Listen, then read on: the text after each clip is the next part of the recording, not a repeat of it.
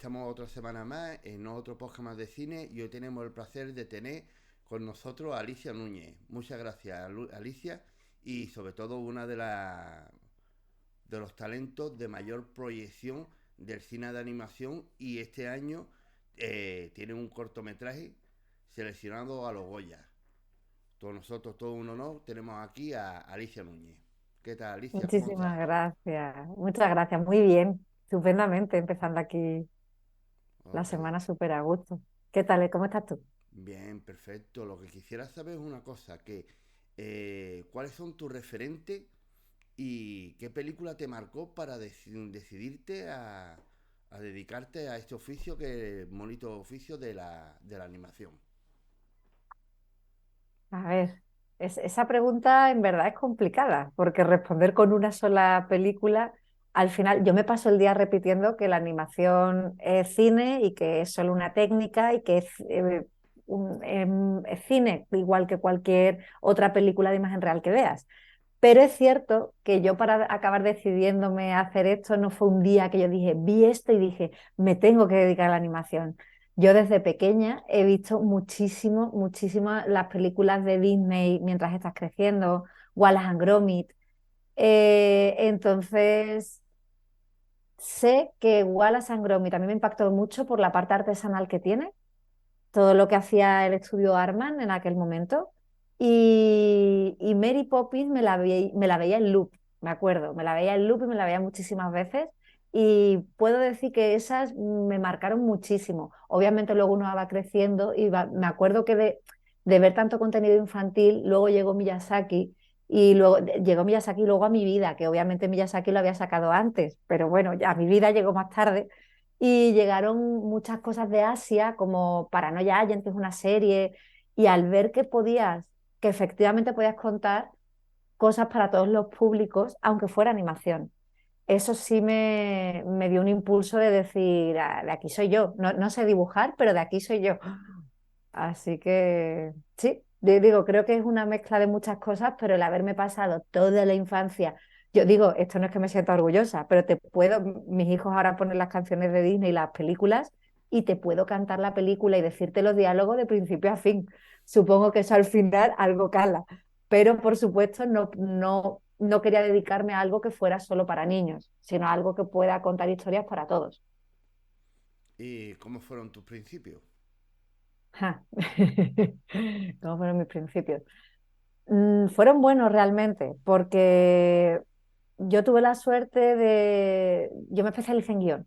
Entonces yo me acuerdo pues estar haciendo cursos específicos de guión dentro de la universidad y ahí me encontré con una profesora que, que le gustaba lo que hacía. Y entonces me acuerdo, es que no se me olvida, me escribió una vez como una evaluación encima de un guión y me puso, tómate esto con pinzas, pero creo que dialogas muy bien y creo que podrías tener tu camino por aquí. Y era como, tómate esto con pinzas, no te me vaya a emocionar más de la cuenta, pero y, la verdad es que para mí eso fue como no solo a mí me parece que lo disfruto, sino que es que encima alguien que se dedica a esto me está diciendo eso. Y esa profesora me puso en contacto con la gente de BRB internacional, que David el Nomo, Willy Fogg, yo de pequeña Willy Fogg a tope. Aunque luego, digo, luego te empiezas a dar cuenta de pues roles de género, bueno, cosas que en aquel momento pues no estaban, nadie lo tenía en mente, digámoslo así. Y dice, vaya tela que yo disfrutara y me liara en la bandera de tantas series como estas, pero las disfrutaba muchísimo.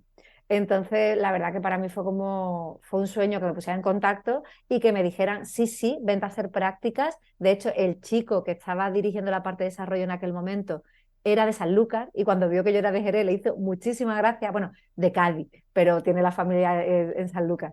Y le hizo muchísimas gracias que yo fuera de Jerez y entonces, nada, desde entonces hasta hoy dura la amistad y hemos trabajado juntos en muchísimas cosas.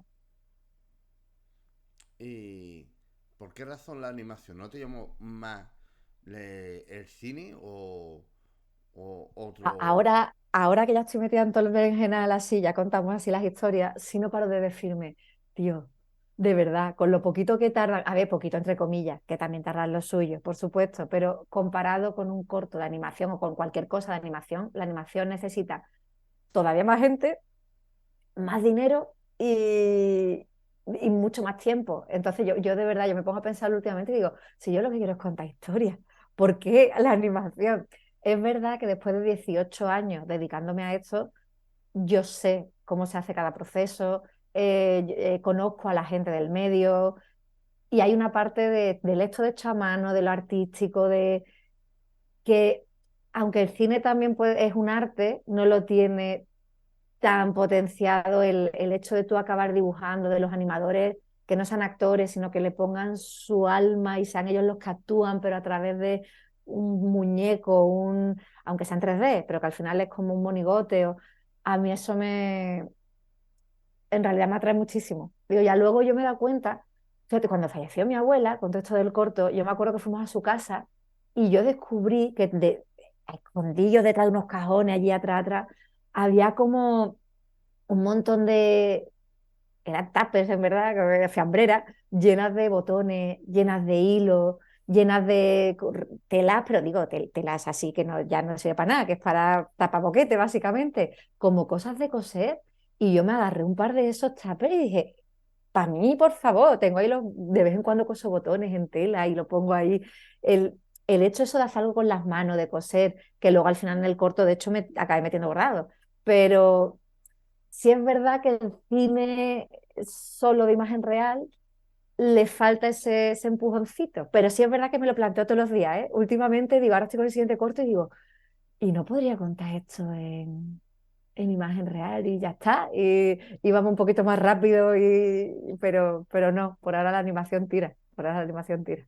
Claro, es que yo me dedico a la producción, pero de cine, y yo a la hora de ver un guión mm, de un corto, una película, una serie, y tengo que hacer un desglose y tengo que hacer un presupuesto, no sé, porque primero, no sé cuánta gente voy a necesitar y cuánto tiempo va a durar cada proceso.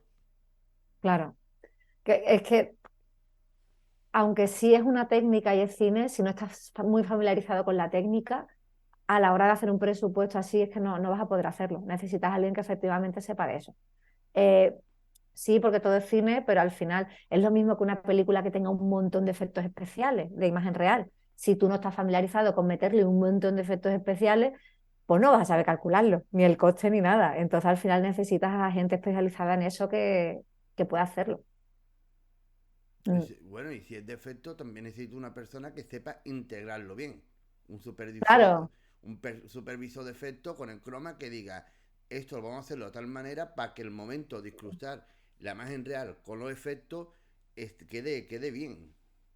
totalmente. Digo, y si nos ponemos así, en todo el pipeline habrá un montón de posiciones que si no tienes a la persona que integre, pero que luego le haga el no sé qué para que gente especializada a lo mejor en agua. O si tienes pelo porque tienes un bicho, gente que esté especializada en el pelo. Y así un suma y sigue de quedarte solo. Si no, no, por supuesto. Por Vale. supuesto. ¿Y qué cualidades debe tener una persona para dedicarse a la animación? Yo creo que en realidad te hace falta la misma cualidad que te hace falta en cualquier cosa a la que te quieras dedicar, que es pasión por lo que haces. Y dice, uy, que lo típico que dice la gente, que dicen lo mismo. Pero es que es verdad, cuando a ti te encanta escribir para ser un buen guionista, te tiene que pasar día escribiendo realmente y escribir mucho y ver mucho lo que te gustaría hacer, ir a ver obras de otra gente y beber de la gente que hace lo que tú quieres hacer. Pues lo mismo con la animación. ¿Qué es lo que te hace falta para tener mucha pasión y muchas ganas de dedicarle más horas que un reloj? Porque si quieres animar, pásate el día animando, que quieres hacer lighting, pásate el día haciendo lighting con alguien además al lado, formándote con gente que para ti sean referentes o que lo hagan muy guay, para aprender de ello y luego, entonces, más que, porque bueno, la animación no es que sepa dibujar bien, porque en realidad puedes no dibujar a lo mejor bien y haces 3D, o como yo, que no haces ni 2D ni 3D, realmente hacerlo, pero al final puedes dirigir, puedes producir y puedes escribir. Hay más bien lo que te guste mucho para dedicarle muchísimas horas y casi que disfrutarlo como un hobby. Yo cuando me he puesto a hacer corto, no me he puesto a hacer corto pensando en voy a hacer dinero, voy a ganar un montón de premios, voy a... No, yo me puse a hacerlo y dije, a ver, ¿esto dónde nos lleva? y voy a disfrutarlo en el camino, que a ratito te agobias más y a ratitos menos, pero bueno, la idea es disfrutarlo en principio. Pues en un mundo ideal eso debería de ser lo que quiera que sea que quieras hacer en la vida, en mi opinión. En mi opinión. No, yo pienso igual. Yo creo que cuando quieras hacer un corto o cualquier cosa, lo haces porque tú estás disfrutando. Y lo que tenga que venir, ya vendrá. Claro, Porque si claro, no, al final te frustra. totalmente, totalmente. Acabas agobiado, frustrado y de todo, pero sí. Y háblanos de cómo se empieza a coordinar una producción de una película o una serie de animación desde que encuentra la financiación y tienes el equipo cerrado. ¿Cuáles son los tiempos? ¿Cómo Bueno, se coordina? bueno, esa parte ya digo, lo de la financiación es que es un tema. Si ya me ha cerrado la financiación y encima se te ha subido ya el equipo, ya estamos del otro lado. Pues habría entonces, seguramente ya esté planificado, pero obviamente empiezas por la preproducción. Y entonces en la preproducción lo normal es pues ir arrancando en paralelo o casi a la vez un poco de arte, diseño de personajes, si no lo has hecho en desarrollo, y una vez tienes toda esa parte, empezar con el storyboard animatic, que al final es lo que, hasta que no tienes cerrado el storyboard animatic, porque el arte empiezas un poquito antes, entonces los de storyboard animatic tienen más o menos en qué, de dónde beber, y una vez han acabado el storyboard animatic, te han salido un montón de props nuevos, personajes nuevos, fondos nuevos, y entonces hay que terminar la lista de arte para terminar todo eso, para que cuando ya se empiece a animar esté todo listo. Pero esa parte obviamente es muy bonita y yo he trabajado mucho esa parte con los equipos de arrancar, contratar, pero lo de cerrar las financiaciones, vamos, eso es un temazo de los gordos, de los gordos, de los gordos, porque es al final lo más difícil teniendo en cuenta que cuesta tan cara la animación. Pero es que tú dices, ¿cuánto dura? Pues que depende si la película es 2D, 3D, hay 10 bichos en pantalla animándose o hay uno en cada plano, porque si tienes uno en cada plano, pues necesitas menos gente animando. Si tienes 10 bichos corriendo por toda la imagen, que eso será muy caro, pero pues necesitas mucha más gente entonces en el equipo. El tiempo, pues depende de qué grande sea tu equipo. Yo he estado con equipos a lo mejor que eran 7 personas. Pues a 7 personas, muchos no pueden animar, hablando por ejemplo de animación, muchos no pueden animar, van a sacar muy poquitos segundos a la semana. Pero si tienes un equipo de 200 animadores, pues entonces puedes sacar la animación un poquito más rápido. Es depende de cuánto presupuesto te hayan aprobado, en fin, que son muchas las variables, pero vamos, ¿por dónde se empieza?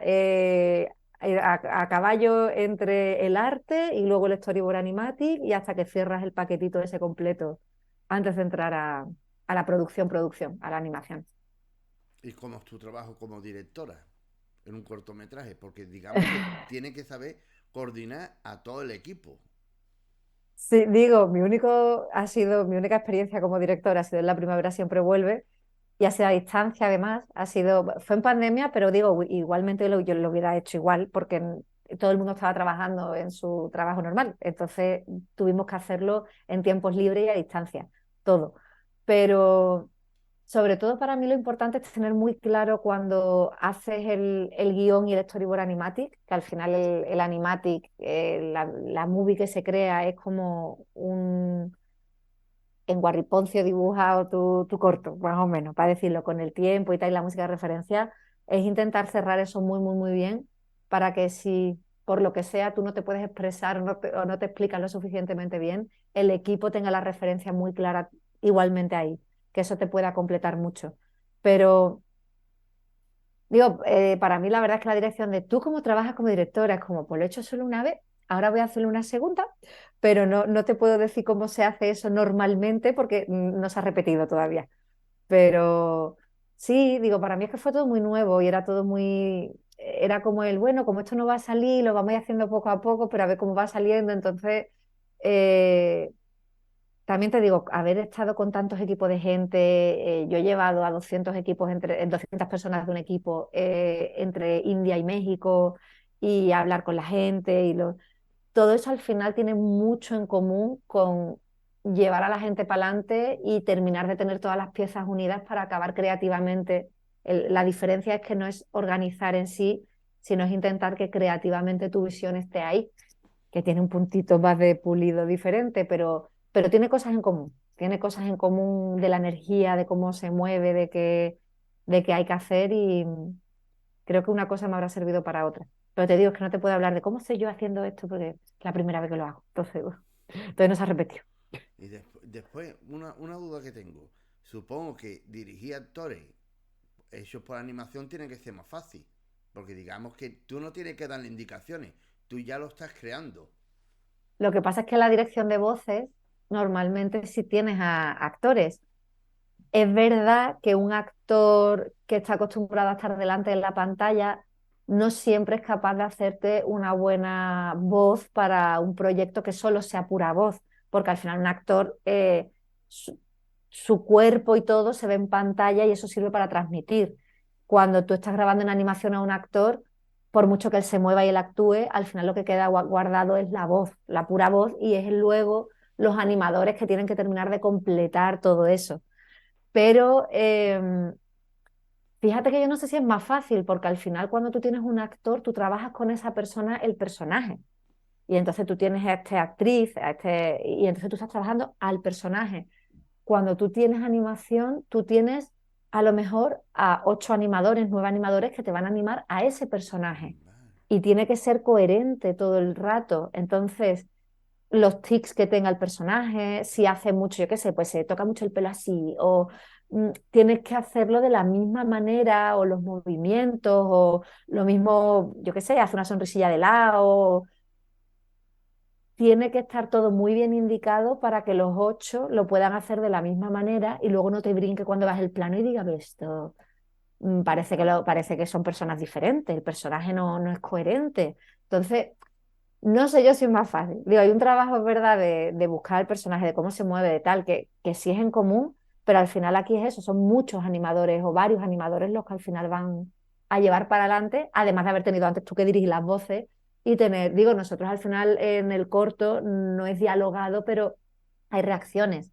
Todas esas reacciones se han grabado, lo que pasa es que no eran actores profesionales, pero me he tenido que meter con los niños, con mi madre que hizo la voz de la abuela y dirigirles. Lo que pasa, digo, obviamente muy limitadito, todo con sonidos, no diálogos y tal, pero tienes ese proceso y luego tienes la animación en sí. Entonces, no sé, digo, creo que las comparaciones, como es algo tan diferente, no sé si cabría, si cabría, pero que es muy distinto y que tiene mucho trabajo, también.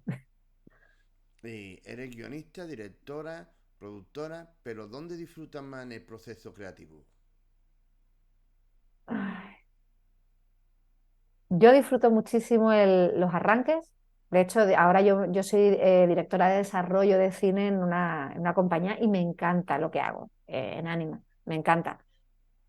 Aunque yo he hecho producción, he estado en todos los procesos de la película, no como directora antes de ser directora, sino como producción, yo la parte que más disfruto es la creación del guión de la historia y la primera parte de creación de personajes, de cómo va a ser el mundo, el look que va a llevar, qué tipo de planos vamos a usar ahora ya como directora. Entonces, no sé si qué disfruto más si como guionista, si como directora, si como productora. Sí te puedo decir que como todo, lo disfruto siempre muchísimo más en los arranques. La parte de post-pro da muchísima satisfacción porque ya de repente ves que por fin todo es un círculo que termina ahí y tiene forma y es muy gratificante, pero la parte primera de crear cómo va a ser todo eso antes de que se haga, a mí me da un chute de energía muy, muy grande. ¿Y, Me emociona y- mucho. y cómo trabajas al principio? Porque digamos que a la hora de escribir un guión, tú lo primero que haces es una escaleta o tener los personajes. No sé. Yo esto, cuando en el departamento de desarrollo de cine, al final digo, yo trabajo con directores, guionistas y armamos los equipos para que la gente cree su obra. Pero nosotros intentamos marcarles un proceso pues primero vamos a hacer un outline, luego vamos a hacer los puntos de giro, luego vamos a hacer eso en la empresa. Cuando yo me pongo a crear mis cosas, vomito. Hago así, abro una hoja en blanco y entonces en un Word primero abro el Word y hago un tucu, tucu, tucu, tucu, tucu, tucu, tucu, y vuelco. Después de darle, eso lo guardo y luego vuelvo a la semana y a las 2 semanas. Y de repente hay un día que digo, vamos a pasarlo ahora al Final Draft, vamos a pasarlo ahora a formatito de guión. Entonces me lo paso al Final Draft y entonces le termino de dar como forma de guión. y ahí lo dejo en un cajón y lo vuelvo a abrir y a cerrar durante... Y entonces tú dices, y la parte académica de esto, de vamos a seguir un orden y tal, me la paso por el arco del triunfo, tío. Es impresionante. Digo, no, no porque lo haga consciente, es porque me sale de la otra Mm. manera. Pero digo, tantísimos años haciendo guión, tantísimos años estudiando procesos y tal, y al final lo que te das cuenta es que cada creador es un mundo y cada uno tiene que hacerlo como un poco como le nazca, ¿no? Claro, porque en cualquier escuela de cine te dice primero que tú tengas una estructura y cuando tú tengas la estructura, veas que funciona el primero, el segundo, el tercer acto con los cambios de giro, etcétera, es cuando tú ya directamente dices, ahora es cuando voy a empezar a dialogar. A ver, yo he escrito algún guión, los guiones de película, y sí, los formatos largos yo sí los he hecho así, pero es verdad que de aquí estamos hablando de cortos de 10 minutos. Entonces, para Ujú. los cortos de 10 minutos, que es distinto, que es Sí, distinto. Digo, sí. cuando vas a hacer una película, yo creo que sí te hace falta un poquito de estructura al principio y ya luego ir creciéndolo. Pero en el corto, vámonos que nos vamos, así de... Digo, en Aquí no hay quien viva, yo me acuerdo cuando estudiaba guión, que todo el mundo venía y lo mismo, que si hazte primero una pequeña sinopsis, hazte luego la escaleta, hazte luego todo el mundo así muy... Y llegaban los de Aquí no hay quien viva y te decían, nosotros nos sentamos a escribir así del tirón y le quedaba estupendamente la serie en su tono y en lo que era, y a ellos les funcionaba. Entonces, no es el proceso del oficio del guionista, pero es verdad que puede llegar a funcionar. Oh, sí. ¿Cuál ha sido para ti el proyecto que ha sido el mayor reto para ti? Mm. Digo, a nivel también del cortometraje, donde has estado trabajando en película de animación, en serie de animación, lo que tú digas que cuando te metiste dijiste tú, hostia, esto ya es otro nivel para mí. Fíjate que yo creo que cada vez que me meto en un proyecto suele ser o otro nivel para mí porque paso de posición, o otro nivel porque la complicación es o mayor o hay cosas que no. Sí, es verdad que cuando llegué, por ejemplo, a México, que hice la película de Guardianes de Oz como la producer, el hecho de estar en una empresa nueva y empezar en un país nuevo y culturalmente no tiene nada que ver cómo nos relacionamos en España, cómo nos relacionamos en México, la cultura laboral. Eso yo lo sentí como un gran reto por todo lo que conllevaba el cambio de país. Luego llegó Top Cat 2, que era Don Gato 2, y era otro reto más por los equipos, porque había que afianzar muchas cosas que se habían aprendido a lo mejor en Oz, pues es que cada uno trae lo suyo. Sí te puedo decir que con el corto ha sido una locura, porque ha sido enfrentarme a un montón de cosas en unas circunstancias, pues teniendo tu trabajo, estaba en aquel momento presidiendo la Asociación Nacional mía, la de Mujeres en la Industria de la Animación, estaba embarazada de mi segundo hijo, ya tenía otra criatura correteando alrededor. Entonces, todo eso junto y que estaba dirigiendo por primera vez, todos los retos que conlleva el dirigir por primera vez que hablamos antes, pues todo eso lo metes en la coctelera y fue una época, pero vamos, que ahora miro para atrás y digo, vamos, no sé cómo salí viva, no sé cómo salí viva y sigo de pie, porque vaya, pero y ahí fue un reto para poder llevar todo para adelante. Además, cuando me dio la ayuda de la Comunidad de Madrid, yo tenía que acabar corto. Y tenía que acabar corto como en 3 o 4 meses. No habíamos prácticamente empezado la animación. Eso para ser animación son unos tiempos loquísimos. Que de hecho hablas con mucha gente que está nominada este año, lo que sea, y hay gente que te dice que ha llegado a estar en un corto 7 8 años. A mí eso digo, nunca me ha pasado por toda la experiencia que tenía, pero sacarlo en pocos meses igualmente es un suicidio. Eso es. Entonces, tener que dirigir, tener que ver tú cómo eres como directora mientras está tu trabajo corriendo, la presidencia de la asociación, el embarazo, la niña, todo corriendo, y esto en tus ratitos libres, pues la verdad es que esto ha sido como el reto más enorme que me he tenido que enfrentar últimamente, como en un corto plazo, hace poco. Pues te puedo decir, darte la enhorabuena porque he visto cortometrajes Ah, fantásticos y sobre todo darle la enhorabuena a toda la parte de tu equipo por el magnífico trabajo.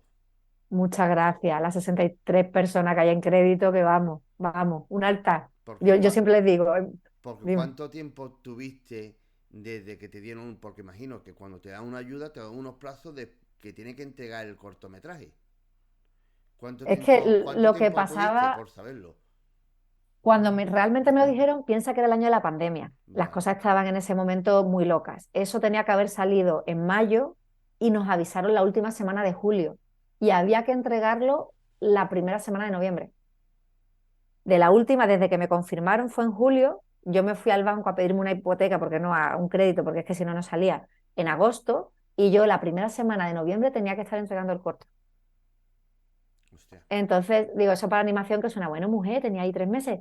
Mientras todos los demás, porque nadie estaba dedicado full time, tiempo completo al corto. Todo el mundo estaba trabajando y entonces las noches sacábamos esto. Entonces fue un poquito estrés, fue un poquito estrés, la verdad. Y fue muy poco tiempo. También la Comunidad de Madrid ahora, después de este caso, amplió el plazo para que desde que te dan la ayuda lo entregues un año y medio después. Entonces eso ya es otra cosita. Porque hay gente que pide la ayuda y ya lo tiene acabado, pero hay gente como yo que prácticamente no lo tenía empezado. Tenía todo el arranque, el guión, la Biblia, pero no, yo no tenía, por ejemplo, finalizado el animatic cuando yo pedí la Ya. ayuda. Entonces, si estás como en mi caso y te dan la ayuda, pues, hombre, que te den la oportunidad de poder acabarlo, ¿no? Porque... ¿Y cómo ves cómo ha evolucionado dentro de tu experiencia? ¿Cómo ves cómo ha evolucionado la industria de animación en España? La industria de la animación en España ha crecido un montón. En los últimos años ya se puede hablar mucho más de industria de lo que había hace unos años. Hace unos años realmente salía una película cada muchísimo tiempo.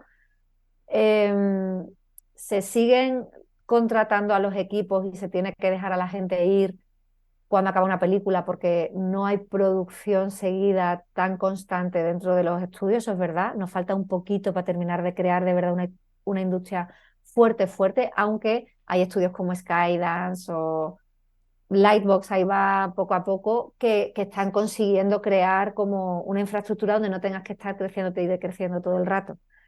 Pero también digo, de cara a los contenidos, por ejemplo, se está ampliando mucho más. Antes la cosa estaba muy limitada.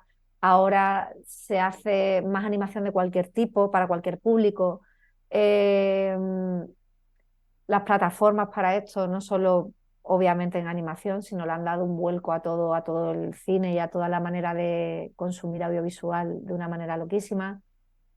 Creo que también ha habido mucha producción últimamente, hay que ver un poco con cautela a qué nos lleva ahora pues la recomposición que está sufriendo Netflix o Warner y a ver esto también un poco a dónde nos lleva, porque eso afecta obviamente también a cómo va la producción en España. Pero sin lugar a dudas, tú miras ahora la cantidad de escuelas que hay formando animadores y con estudios específicos de animación, que eso no existía antes, y esa gente tiene salida y eso antes no existía. Entonces, obviamente hay un boom muy enorme de animación y creo que se están afianzando mucho, se está afianzando la industria. ¿Y qué importancia ha tenido la mía, la Asociación de Mujeres en la Industria de la Animación en España, la cual tú presidías? ¿Sigue como presidenta o ya no? No, no, no, Vale. no, no. Yo ¿Qué? en 2021 terminé, a principios de 2021 terminé mi mandato y entró un equipo nuevo que ha estado ahora también un par de años y ahora también habrá nuevas elecciones. Hay unas juntas directivas buenísimas y nuevas que van a entrar ahora. ¿En qué ha ayudado? Ahora todo el mundo parece que estamos hablando en general en la sociedad, se está hablando mucho del feminismo, de las mujeres y de otros colectivos y de... Creo que Mía lo que está es ayudando a muchas chicas a salir hacia adelante cumpliendo sus sueños para que no solo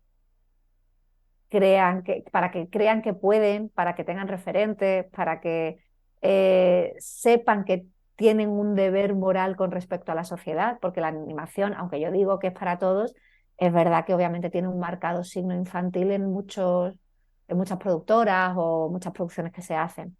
Y el que haya más mujeres presentes va a hacer que haya más presencia de mujeres dentro del contenido, por ejemplo, que a día de hoy tú dices, no, es que se habla mucho de este tema, el feminismo, tal. Es una realidad que cuando tú ves las películas, de hecho, se han hecho estudios. En los estudios te dicen que somos el 30% de lo que sale en pantalla. Ya no solo de los protagonistas, que eso, uff, vamos, estamos todavía, ahora empieza a haber más protagonismo femenino, pero lo que sale en sí en pantalla somos el 30%, cuando somos el 50% de población. Cuando tú, nos sale por default, digo, cuando tú piensas en genérico, tú piensas en masculino. Por eso también que hay mucha gente que dice, qué petardo esto de presidente, presidenta y socios y socias, y cuando te diriges a una audiencia. Fíjate que también se ha demostrado por estudios científicos hechos por gente científica que cuando tú dices solo la palabra en masculino usando el genérico, la gente piensa en masculino no porque quiera ser mala persona, sino porque se le va a pensar en masculino. Y cuando tú le dices, quizás deberíamos de buscar también animadoras, la gente es como de, uy, es verdad, vamos a hacer el esfuerzo para buscar animadoras. Es como, hacen falta animadores y tú piensas en chicos, pero cuando te digo animadoras, te acuerdas que también puede haber chicas animadoras. Digo, esto es verdad, ¿eh? De que está analizado y es cierto. Entonces, si esto se le suma a todo, es muy difícil en la sociedad. Y dices, ¿por qué el 30%? Porque cuando piensas, me hacen falta 5 extras, pues piensas en genérico y el genérico es masculino. ¿Por qué se habla de cine por mujeres o cine hecho por mujeres? O esto es cine de mujeres. ¿Qué cine de mujeres? Esto, ¿qué pasa? Que hay una etiqueta que es de mujeres porque el de hombres es lo normal. Es como que nadie lo Ya, hace por fastidiar nada, que es simplemente de donde venimos y nadie se lo ha preguntado mucho. ¿Para qué sirve Mía? Pues para que se empiecen a hablar de estas cosas, para que las chavalas no tengan síndrome de impostor y no piensen que no pueden contar historias, para que empiecen a ver que hay personas que dirigen, que son mujeres y que también pueden llegar a una nominación a los Goya y ellas también pueden hacerlo sin problema ninguno, que antes era como yo tardé, digo que yo tengo ya 40 años, que hasta que yo me he dicho a mí misma, yo puedo contar historias, yo me fui a la universidad para contar historias y durante muchos años era como, no, hombre, voy a contar yo mi historia, habiendo tantos chicos y tantas personas que van a contarla, yo no, uy, qué vergüenza, yo no, yo no. Y hasta que me dio la manta a la cabeza, mira que no ha pasado tiempo. Bueno, es tiempo perdido, todo enriquece, pero ¿para qué está Mía? Pues para todo este tipo de cosas y además tiene un proyecto que es Mía Anima de mentorías que da un montón de dinero para sacar ahora mismo los teasers, que son muy caros, porque sacar un teaser y poder ir a los mercados y tal, y eso también está dando mucho impulso y está haciendo que muchas chicas se animen a presentar cosas que tenían en el cajón para ver si realmente eso sale para adelante o no. Así que para todas esas cosas te pero sirve. teaser ya directamente ya animado, entero. Claro, a lo mejor estamos hablando de medio minuto, ¿eh? No estamos hablando ahí Vale, de igual o loco, pero para sacar tus 30 segundos, tu minuto y medio, al final eso cuesta un dinero y, por ejemplo, pues en el proyecto este de Mi Anima se dan 20.000 euros y, hombre, ya con 20.000 euros te puedes plantear el pagar, hombre, también lo puedes hacer con tus colegas y deberles 20.000 favores, pero el mundo ideal de la vida es crear industria y pagarle a la gente por su trabajo, porque es un trabajo. es un No trabajo. es- Claro. Que por darte las gracias, por darte la enhorabuena también por la función que hacéis en mía y sobre todo de darle visibilidad a las mujeres dentro de la industria de la animación, de que no es tan solo hombres, sino que también hay mujeres y cualquier persona puede hacerlo bien. Tanto un hombre o una mujer está totalmente bien cualificado, lo que tú estabas diciendo, de que siempre piensa en hombres y nunca piensa en mujeres. Y que la realidad es que, digo, tú ves los nominados y los nominados a mejor película, porque en cortometraje hay bastante presencia de mujeres, pero cuando te fijas en los largometrajes siguen estando dirigidos por hombres, que al final es donde se mueve el dinero realmente, en los largometrajes, en películas de industria. Van a venir películas de mujeres y el año pasado Valentina, que estuvo dirigido por Chelo Loureiro, ganó el Goya. Y sí, ahí se van dando pasos, pero no es lo normal. Lo normal es que toda la cantidad de producciones que veas sean todas dirigidas por hombres, que no pasa nada, digo, pues por supuesto pueden dirigir, pero el ideal sería ver si llegamos al 50-50 en pocos años. Sería, vamos, de hecho, una de los objetivos que se marcó la asociación era llegar al 50-50 2025, que nos está faltando un poquito, pero ahí vamos, ahí vamos. Ok. Y después, háblanos de tu cortometraje La primavera siempre vuelve. ¿De dónde nace la idea? Pues la idea nace de estar dando voltereta por muchos sitios durante mucho tiempo y entonces sentir que la distancia al principio era algo muy emocionante, estás muy lejos y estás conociendo el mundo y es maravillosa, y luego empieza a pasar el tiempo y estás muy lejos y tu familia sigue estando en Jerez y tú no estás y te estás perdiendo ya cosas de y abrazar a tu gente y nace también de el hecho de ser madre, nace de estar en la Asociación Nacional presidiéndola y saliendo en los medios y diciéndole a la gente, las mujeres vamos a contar historias y queremos contar historias. Y entonces yo me daba, digo, yo he tardado en darme cuenta que yo escribí en mi redacción de la universidad con 18 años, quiero contar historias, y que hasta ahora algo me hizo clic en la cabeza y fue de, no, espérate, que yo quería contar historias, no las estoy contando. Espérate, muy poquita coherencia. Entonces, el darme cuenta que yo también quería contar historias, que la distancia, que había sido madre y eso de repente a través de mi hija yo empezaba a ver cosas de cuando yo era pequeña, de acordarme de mi infancia, de recordar momentos y de estar reviviendo cosas. Y, y entonces, digo, eso empezó ahí a emanar. Yo había vuelto a Jerez y mi abuela había fallecido justo Yo volví de México, de vivir 5 años en México, y mi abuela falleció a los 2 o 3 meses. Y entonces también el duelo, el cómo construir el duelo, las imágenes de infancia que me venían con ella muy presentes, la distancia esta que se había vivido durante mucho tiempo, y el queremos contar historias, y todo eso lo pones dentro de una olla y haces así, y al final tienes un potaje que es el corto. Algo con todas esas cosas. Y háblanos qué ha supuesto para ti el hacer el cortometraje y tenerlo, el cortometraje nominado a los Goya. ¿Qué ha significado esto en tu carrera? Pues mira, en mi carrera todavía no me he enterado. Si te digo la verdad, digo, están pasando muchas cosas hermosísimas y muy bonitas, pero no como para decir, han venido de una productora a ofrecerme que haga no sé qué. No, eso no ha pasado. Pero a nivel personal, todo esto de ver si era capaz o no, pues digo, yo empecé el corto y era como, lo vamos a acabar y que lo vea la gente en la historia y lo compartamos en algún festival y que ya la gente lo vea. Y con eso, estupendo, vamos a conformarnos. Entonces, de repente ver que se comparten 80 festivales, que por cierto, lo ha comprado Movistar y ahora está en Movistar Plus por si alguien quiere verlo, que, y que de repente te llega una nominación a los Goya, que es el reconocimiento más grande que te pueden hacer los compañeros en la academia con respecto a lo que tú haces, pues hombre, es un espaldarazo y una reafirmación de, no, no, que sí puedo, que yo no sabía si podía, pero que sí puedo. Casi que lo estoy viendo más así de, wow, sí podía y encima gusta y encima se ha compartido muchísimo.